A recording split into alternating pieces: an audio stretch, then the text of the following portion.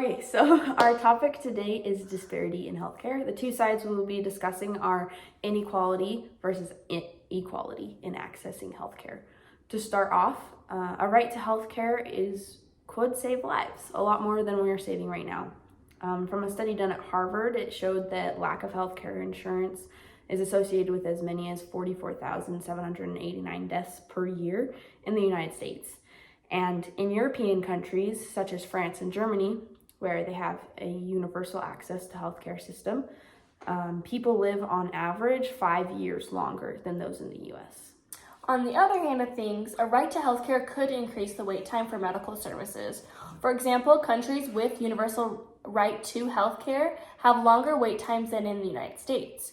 For example, the average wait time to see a specialist in Canada is 60 days, whereas in America it is 24 days.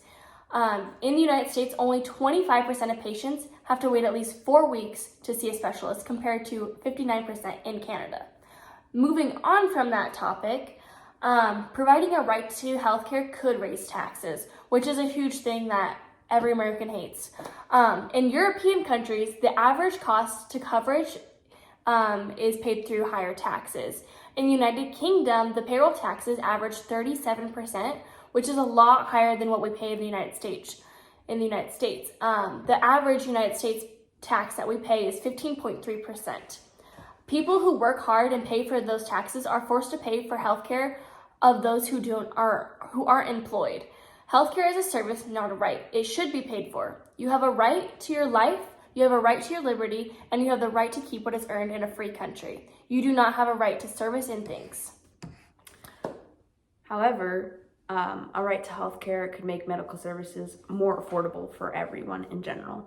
Between 2003 and 2013, insurance premiums increased dramatically by 80%, and then even more dramatically by 2017 by 105%.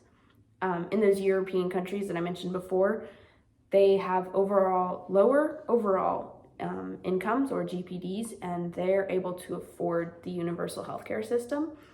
So if they can do it with a lower income, we should be able to do it as well.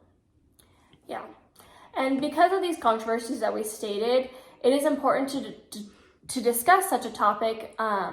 It's important to us because we believe that both sides have prevalent pros and cons. The United States has thrived for years with inequality to healthcare.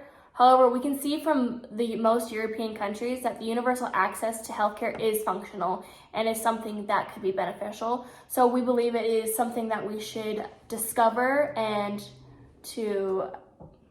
what was the word I used earlier?